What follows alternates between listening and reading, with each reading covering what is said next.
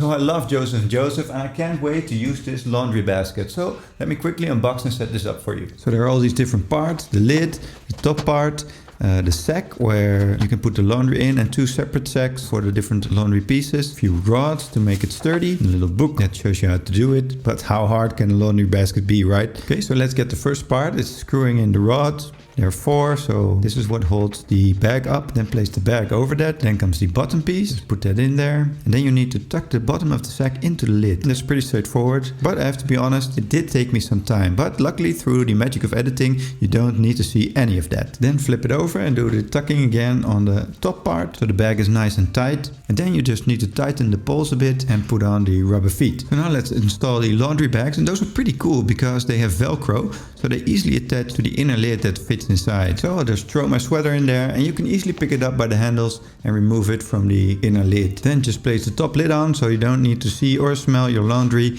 and you're good to go. So I really recommend this one for anyone looking to get that laundry out of the way.